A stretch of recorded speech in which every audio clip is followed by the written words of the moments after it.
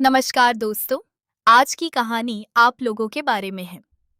दोस्तों, ये कहानी एक युवक और उसकी भाभी के सच्चे प्यार पर आधारित है। एक दिन कार्तिक की भाभी रिया को पीठ में मोच आ गई थी और बहुत दर्द हो रहा था। कार्तिक रिया के कमरे में आया और बोला, चलिए भाभी, लेट जाइए। मैं आपकी पीठ पर बाम लगा देता हूँ और धीरे धीरे मालिश करता हूँ ताकि बचा हुआ दर्द भी ठीक हो जाए। रिया ने मुड़कर कहा, नहीं, छोड़िए कार्तिक, मैं खुद कर लूंगी।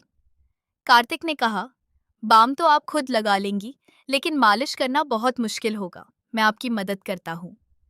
यह कहते हुए कि बचा हुआ दर्द भी ठीक हो जाएगा, कार्तिक कुर्सी से उठा और बिस्तर पर रिया के पास आकर उसे लेटने को कहा।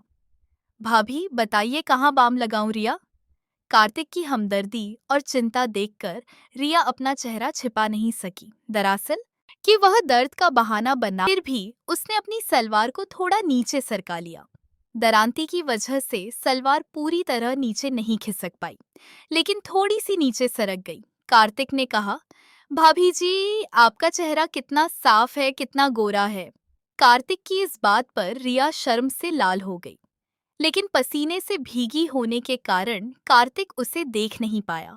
उसे यकीन था कि कार्तिक उसका ख्याल रख रहा है और उसके शब्दों में अनकहा प्यार भी झलक रहा था। कार्तिक ने थोड़ी देर और उसकी मालिश की और जब रिया ने कहा, अब ठीक है, तो वह राहत की सांस लेकर ऊपर चला गया। रिया को आज थोड़ा सुकून महसूस हो रहा था। सालों बाद किसी ने उसका इस तरह ख्याल रखा था कि उसे सहानुभूति और सुरक्षा का एहसास हुआ था। पता ही नहीं चला कि कब कार्तिक के बारे में सोचते सोचते उसे नींद आ गई। अगली सुबह जब वह उठी तो तरोताजा और शांत महसूस कर रही थी। नहाने के बाद दरिया ने बहुत अच्छे से कपड़े पहने और ब्लॉक कलर की कढ़ाई वाली सफेद ड्रेस और 1 इंच की डल वाली सफेद सैंडल पहनी। हल्का मेकअप करने के बाद वह रसोई में नाश्ता बनाने लगी। नाश्ता बनाते ही वह रसोई के दरवाजे पर आकर कार्तिक को देखती। कार्तिक आम तोड़ने ही वाला था। नाश्ता बनाकर जैसे ही वह बाहर आई, कार्तिक सीढ़ियों से नीचे आ रहा था। आज आप बहुत अच्छी लग रही हैं, भाभी जी। लगता है कल की मालिश का असर हो गया है, कार्तिक ने मुस्कुराते हुए कहा। उसकी नजर रिया की पोशाक पर और फिर उसके दिल पर थी। रिया ने भी मुस्कुराते हुए जवाब दिया, मुझे आश्चर्य हुआ, लेकिन आपको कैसे पता चला? भाभी जी ने थोड़ी झिझकते हुए कहा, आप हमेशा की तरह हील वाली सैंडल पहने हुए हैं, इसीलिए मुझे लगा कि अब आपकी पीठ का दर्द ठीक हो गया होगा। रिया ने मुस्कुराते हुए कहा, बिल्कुल, बिल्कुल ठीक है, आप ठीक हैं। अब मैं नाश्ता खाने की मेज पर ले आती हूँ। फिर दोनों साथ में नाश्ता करने लगे। इसी बीच कार्तिक ने रिया से पूछा, भाभी, क्या आपने कभी साड़ी नहीं पहनी? रिया ने जवाब दिया, पहनी है, लेकिन कुछ ही सालों में एक बार। अगर कोई खास मौका हो तो क्यों? कार्तिक ने कहा, नहीं, बस इसलिए कि मैंने आपको कभी साड़ी में नहीं देखी था। मुझे लगता है कि साड़ी आप पर बहुत अच्छी लगती है। फिर कार्तिक जाते हुए बोला, भाभी, मैं कहीं से रात का खाना ले आता हूँ, इसे मत पकाओ।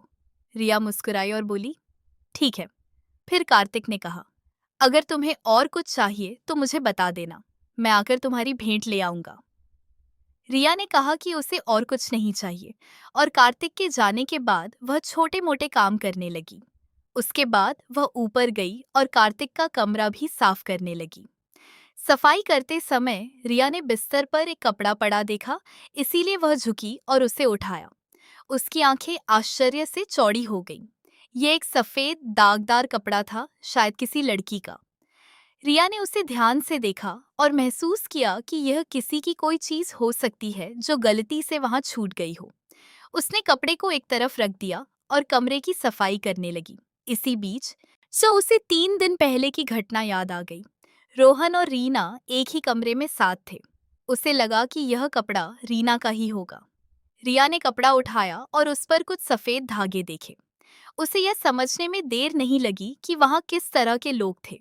इन दागों को देखकर ऐसा लगा जैसे वह किसी दूसरी दुनिया में आ गई हो।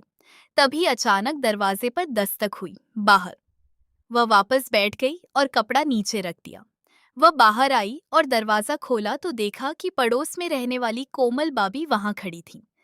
अरे बाबी, मैं अभी आ रही हूँ, रिया ने कहा और जल्दी से कार्तिक का कमरा बंद करके नीचे आई और दरवाजा खोला। पड़ोस में रहने वाली कोमल लगभग 35 साल की थी और अपने घर में ब्यूटी पार्लर चलाती थी। कोमल अक्सर दोपहर में रिया के घर आती थी या उसे अपने घर बुलाती थी और दोनों हर बात पर चर्चा करती थी। उस दिन रिया और कोमल गली में बातें कर रही थी। कोमल के जाने के बाद आधे रिया ने एक बार फिर शादी करने का फैसला किया। कार्तिक ने साड़ी का जिक्र किया था, इसलिए उसने शादी कर ली। उसने नीले रंग की प्रिंटेड साड़ी पहनी और नीली पेंसिल हील वाली खूबसूरत सैंडल भी पहनी। कार्तिक आने ही वाला था और वह शाम 4 बजे वहां पहुंचा। जब रिया ने दरवाजा खोला तो कार्तिक उसे बड़ी दिलचस्पी से देखने लगा। उसे इतनी ध्यान से देखते हुए देखकर रिया मुस्कुराई और आदा, आप क्या देख रहे हैं? कार्तिक मुस्कुराया और बोला, सच में? बहन, आज तुम इस साड़ी में बहुत खूबसूरत लग रही हो। ऐसा लग रहा था कि कार्तिक अंदर आया और अपने साथ खाना भी लाया था। अरे बहन, मैं ऊपर जा रहा हूँ, फ्रेश होने के लिए एक गिलास शरबत बना दो। रिया ने उसकी तरफ देखा और मुस्कुराते हुए कहा, हाँ क्यों नहीं। इसके बाद कार्तिक ऊपर चला गया और फ्रेश होकर जब नीचे आया तो उसने कैजुअल टी शर्ट और शॉर्ट्स पहन रखे थे। रिया ने शरबत बनाया और उसे अपने बेडरूम में ले आई। वहां एक कूलर रखा था। कार्तिक कमरे में आया और सामने रखी कुर्सी पर बैठ गया और रिया भी बिस्तर पर बैठ गई। लेकिन चप्पलें नीचे लटक रही थीं और वे दोनों बैठ गए और इधर उधर बातें करने लगे।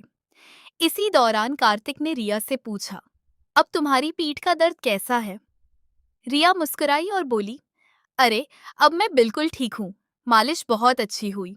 कार्तिक ने सिरप का गिलास साइड टेबल पर रखा और कहा, भाभी आराम से लेट जाइए, मैं एक बार फिर बाम से मालिश करूंगा ताकि आपकी हालत और बेहतर हो जाए। रिया ने मुंह बनाया और बोली, नहीं कार्तिक, मैं बिल्कुल ठीक हूँ। लेकिन कार्तिक बोला, भाभी आप हमेशा मेरे लिए ऐसा करती हैं, क्या मैं आपके लिए ऐसा नहीं कर सकता? चलिए, अब लेट जाइए। रिया खुद को रोक नहीं पाई और खाली गिलास टेबल पर रखकर बोली, ठीक है बाबा, मैं नहीं मानती, मैं पहले लेट जाती हूँ, मैं अपनी चप्पलें उतार देती हूँ। चप्पलें उतारने की कोई जरूरत नहीं है भाभी, इतनी सुंदर चप्पलें आपके सुंदर पैरों की सुंदरता को और बढ़ा रही हैं। आप ऐसे ही लेट जाइए, कार्तिक ने थोड़ा शरारती अंदाज में कहा। रिया को उसकी बातों से चिढ़ आ गई और वह मान गई और बिस्तर पर लेट गई। उसने साड़ी पहनी हुई थी, इसीलिए उसकी कमर कार्तिक की नजरों के सामने थी। कार्तिक ने उसकी उंगलियों पर बाम लगाया और रिया की कमर की मालिश करने लगा। रिया ने कार्तिक से एक बात पूछी,